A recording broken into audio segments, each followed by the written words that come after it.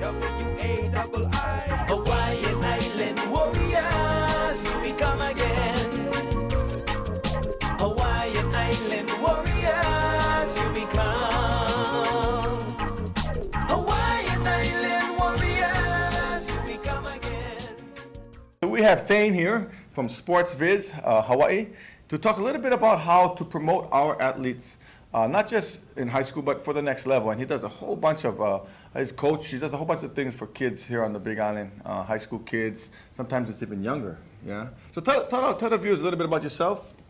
Well, again, longtime coach on the Big Island. Got to the point in my coaching career when I was coaching at Waikea that, video is a big part of what you do in football to scout and improve your player performance and so forth. So found out that if I wasn't shooting the video, we didn't get good video.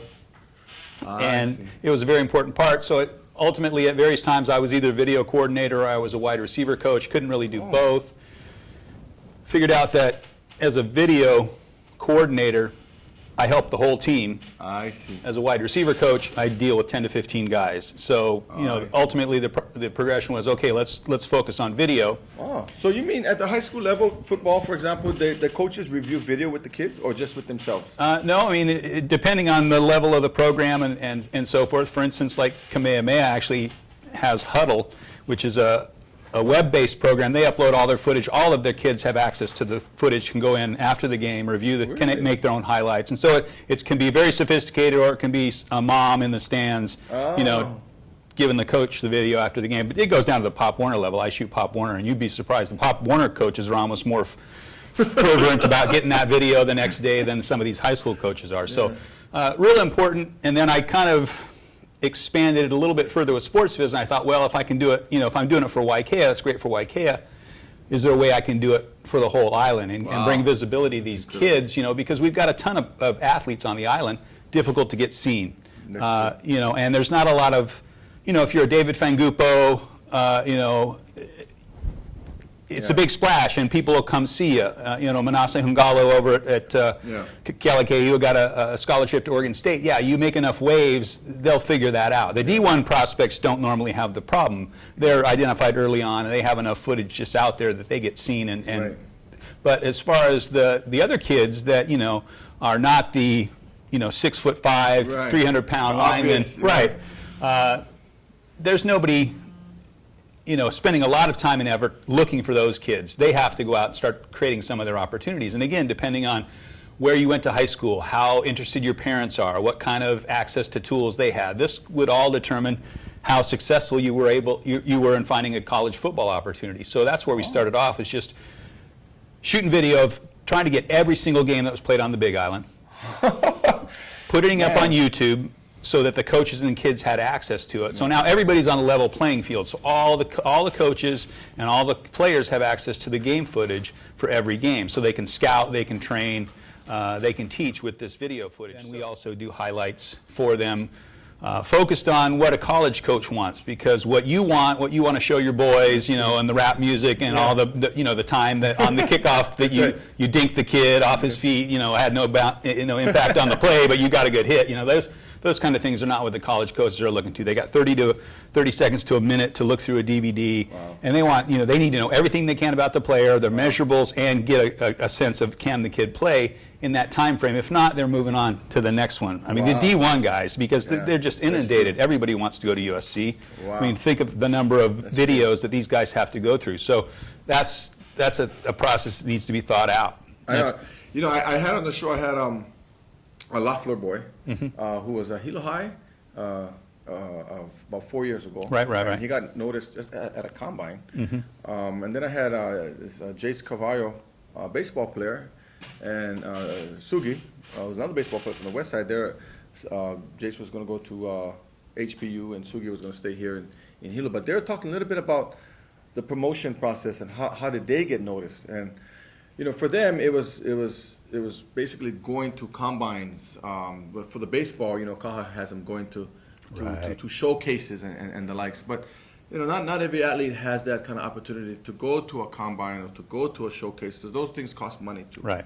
What Sportz Viz allows folks to have is access to these kids who don't have that kind of resources, or connections, or maybe might not even be at the level where they can make a showcase. Right. So I think this is a great service for the Big Island.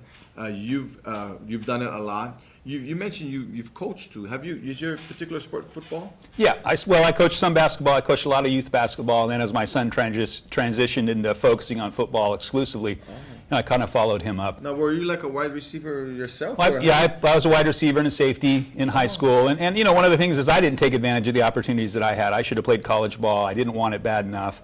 My son was injured during his senior year. He kind of had it taken away. So there's that kind of personal satisfaction I get of, these kids are my kids. When they go to college, they're my kids that are playing college ball. Ultimately, I just like to see them go away for 4 years. Hey, nothing wrong with living on the Big Island and serving your community.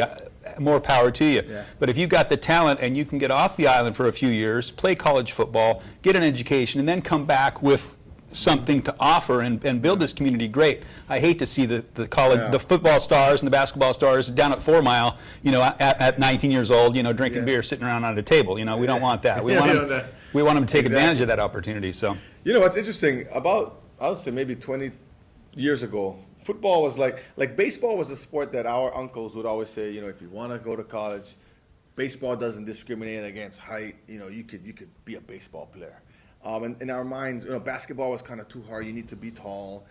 Football, you got to be big. But, within the past 10 years, we've sent some high school kids high school kids have gotten scholarship for football. Yeah. All over the country. Well, I think the key thing is to realize that everybody gets focused on the D1 level, right? Yeah. And if you're not playing for USC or BYUH or BYU or Hawaii, then, you didn't make it. But at the same point in time, there's plenty of other college football opportunities, and a lot of our kids are undersized. I mean, that's one of the problems that we do have is that, we have the 5'9" to 5'10", guys who, are playing out of position probably a little bit, need to rethink where they need to go. But there's plenty of places for those kids to play. Those type of schools don't necessarily have the recruiting budget to come find us. We need to go find them. That's the bottom line. Yeah. And we're seeing that happen. I have my YouTube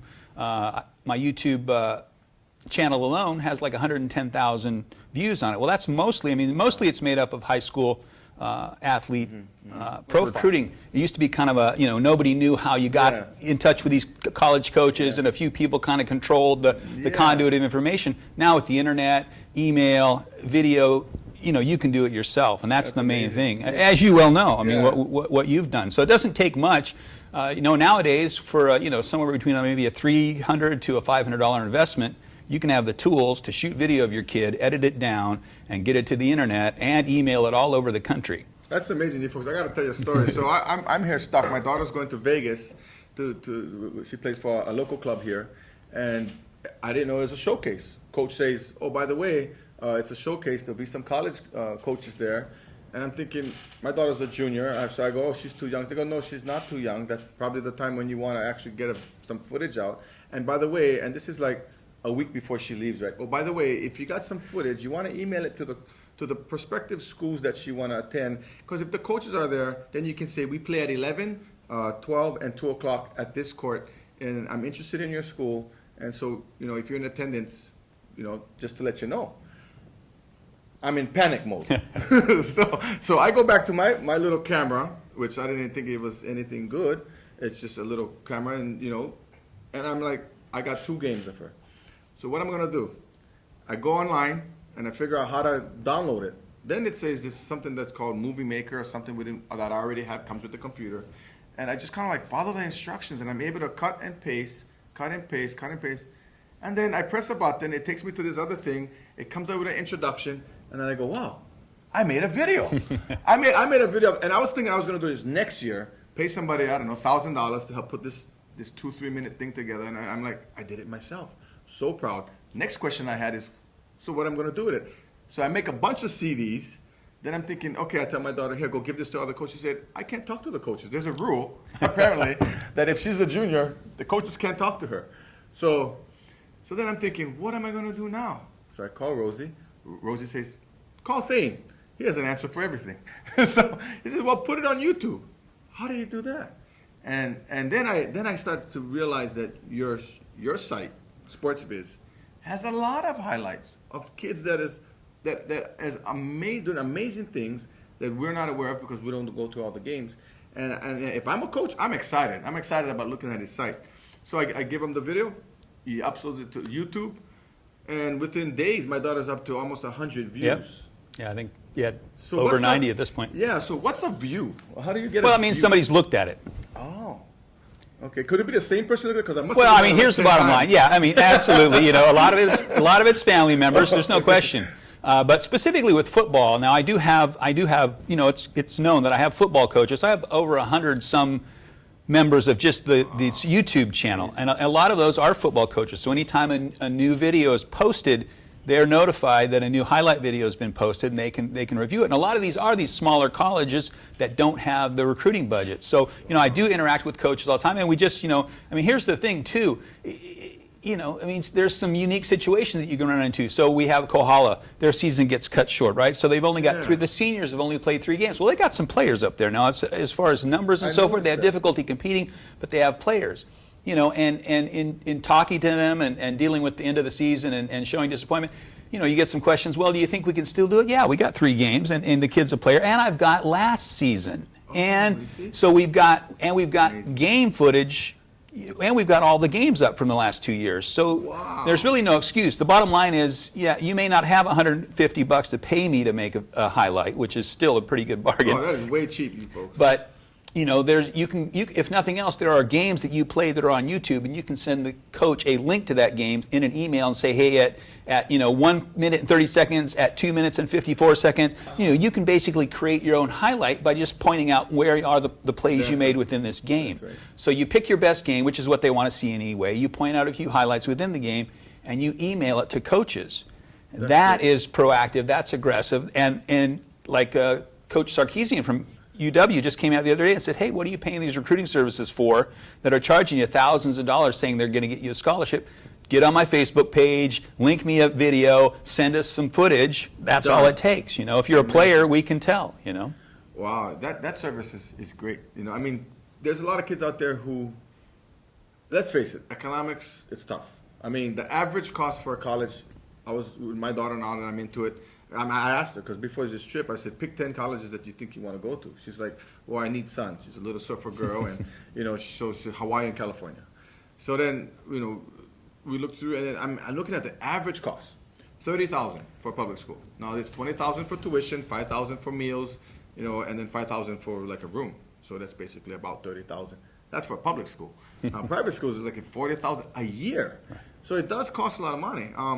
And then, you know, so if you apply for financial aid and you can get, you know, some of that decrease, but there's still going to be a chunk that if you can get an athletic scholarship. And then what I realized too is, you're right.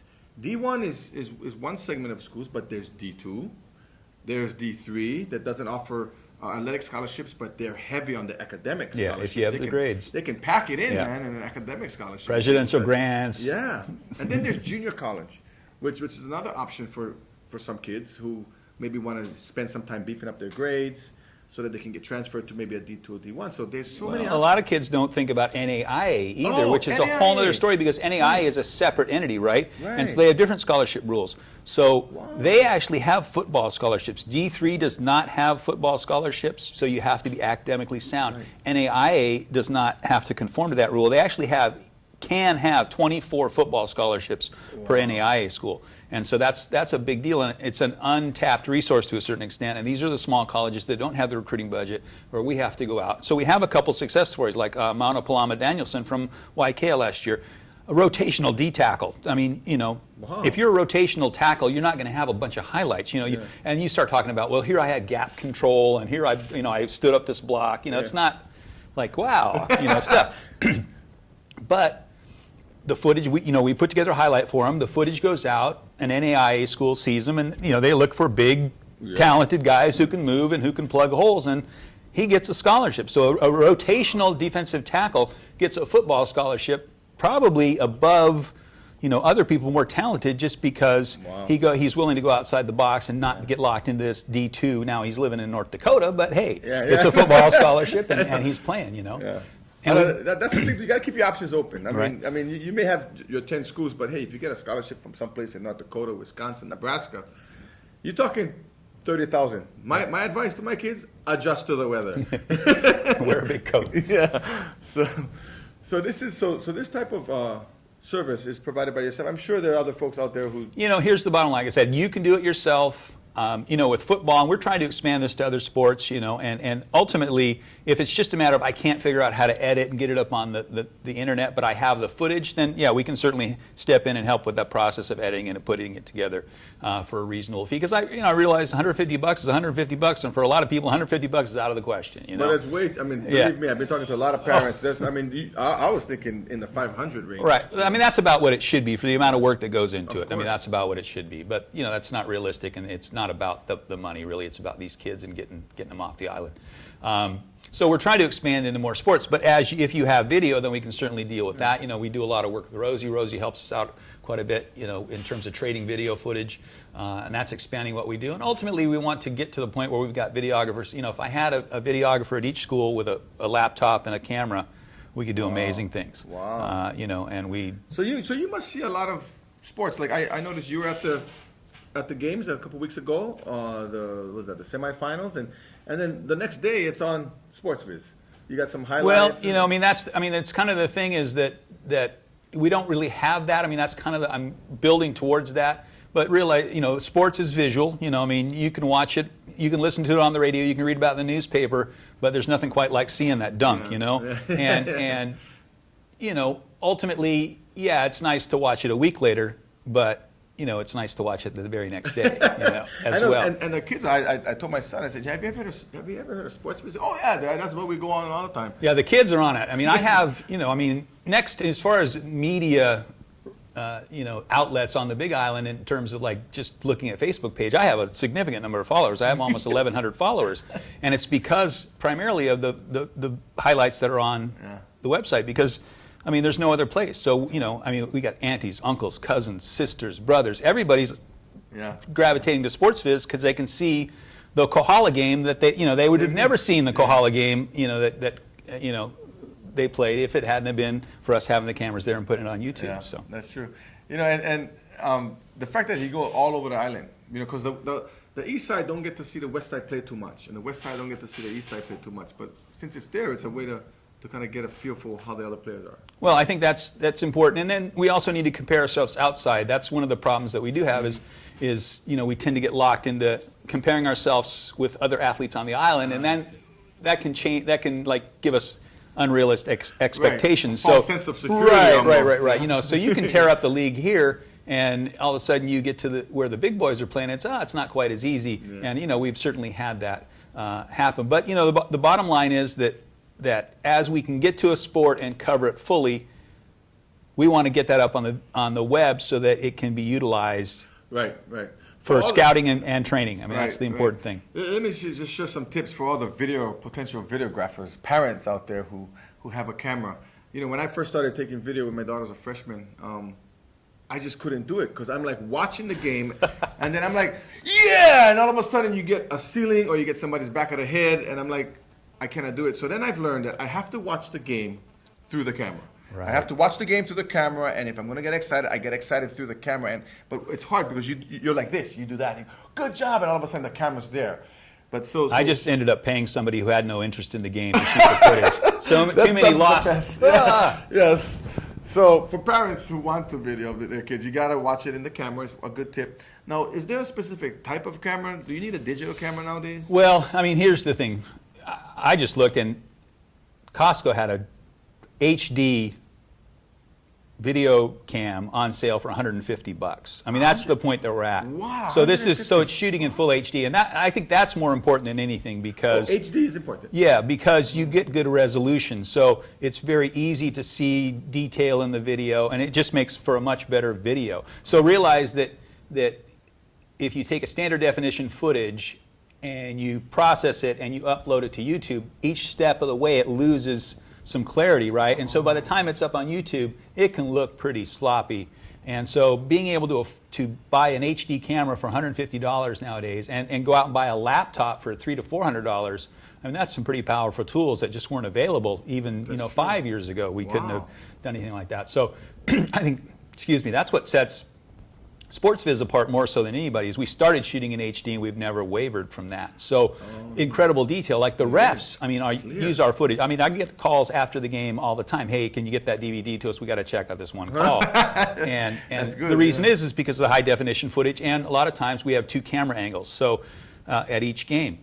So you can, it didn't show up in this one angle. So actually, this year we were successful in getting a Pop Warner player reinstated for the playoffs, because what one official thought he saw as an ejectable foul turned out to be just an illusion based on angles and sight lines, and we were able to prove this with video, and we were able to get the kid reinstated. So, pretty proud of that one. Yeah, that's powerful stuff, man. So get the right camera. HD is kind of the key for that, and you can get it under $200. Make sure you watch the footage within the camera and not get lost.